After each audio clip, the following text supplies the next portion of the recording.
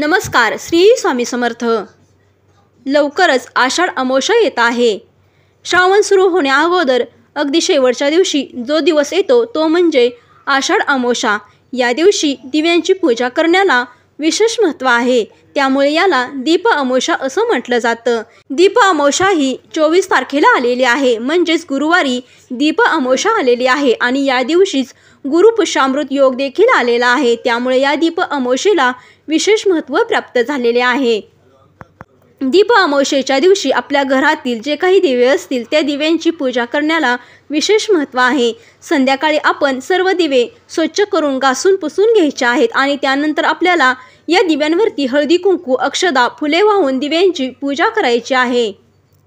गुरुवारी दीप अमावस्या आलेले आहे आणि याच दिवशी गुरुपुष्यामृत योग देखील आलेला आहे। या दिवशी भगवान विष्णू आणि माता लक्ष्मीची पूजा करण्याला विशेष महत्त्व आहे, त्यामुळे या दिवशी भगवान विष्णू आणि माता लक्ष्मीची पूजा करावी। तर या दीपपूजनाच्या दिवशी आपल्याला एक प्रभावी उपाय करायचा आहे।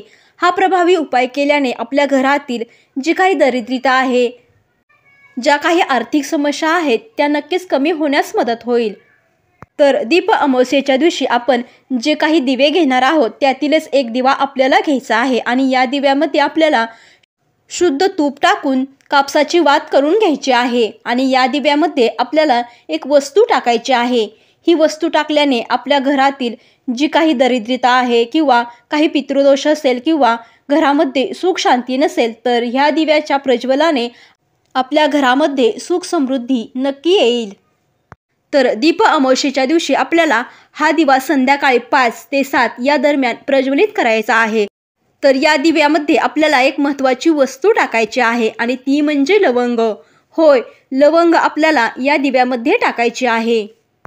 दीप प्रज्वलनाच्या दिवशी म्हणजेच गुरुवारी संध्याकाळी आपल्याला हा दिवा तयार करून घ्यायचा आहे आणि या दिव्यामध्ये लवंग टाकून आपल्याला हा दिवा दक्षिणमुखीला प्रज्वलित करायचा आहे।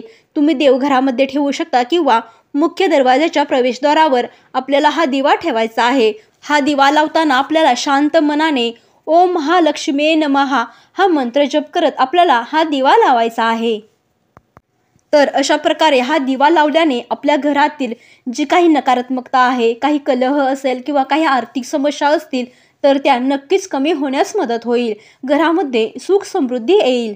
आपल्या धर्मग्रंथामध्ये लवंग ही वाईट शक्तींना दूर करणारी अशी वस्तू मानलं जातं, त्यामुळे दीपपूजनाच्या दिवशी आवर्जून आपल्याला एका दिव्यामध्ये लवंग टाकायचे आहे आणि दक्षिण दिशेला हा दिवा प्रज्वलित करायचा आहे।